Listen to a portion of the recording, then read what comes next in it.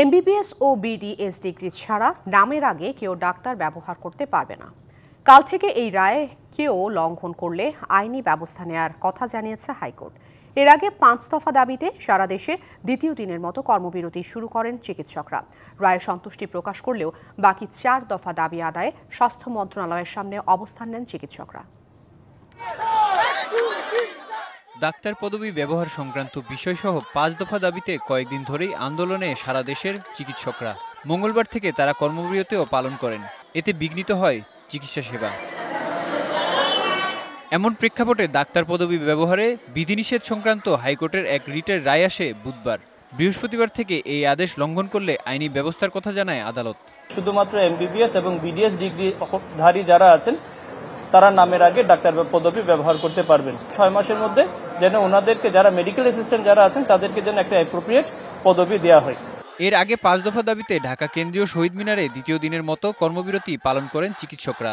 ভোর থেকে দেশের বিভিন্ন মেডিকেল কলেজ থেকে ডাক্তারদের প্রতিনিধিরা এসে জড়ো হন শহীদ মিনারে।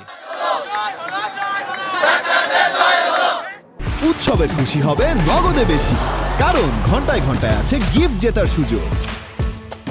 পরে হাইকোর্টের রায়ে সন্তুষ্ট হলেও 4 দফা দ্রুত বাস্তবায়নের দাবিতে স্বাস্থ্য মন্ত্রণালয়ের অভিমুখে পদযাত্রা করেন তারা।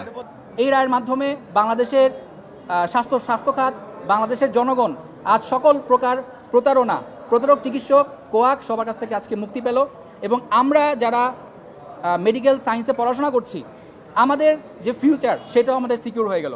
এদিকে ভোর থেকে ঢাকা মেডিকেলের বহির্বিভাগে দীর্ঘ লাইন দেখা যায় রোগীদের। চিকিৎসা সেবা দিলেও টিকিট ছাড়তে দেরি হওয়ায় দুর্ভোগে পড়েন তারা।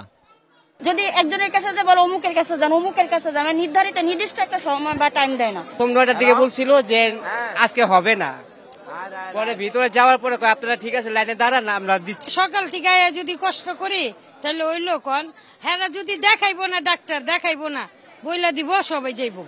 একই দাবিতে কর্মবিরতি পালন করেন চট্টগ্রাম মেডিকেল কলেজ হাসপাতালের ইন্টার্ন চিকিৎসকরা। কর্মসূচিতে যোগ দেন পোস্ট গ্রাজুয়েট চিকিৎসকরাও। এদিকে 2 ঘন্টা কলম বিরতির পাশাপাশি বিক্ষোভ সমাবেশ করেন খুলনা মেডিকেল কলেজ হাসপাতালের চিকিৎসকরা। এতে ভোগান্তিতে পড়েন রোগীরা। এছাড়া সিলেটেও পালিত হয় কর্মবিরতি। মেহেদী হাসান, ডিবিসি নিউজ।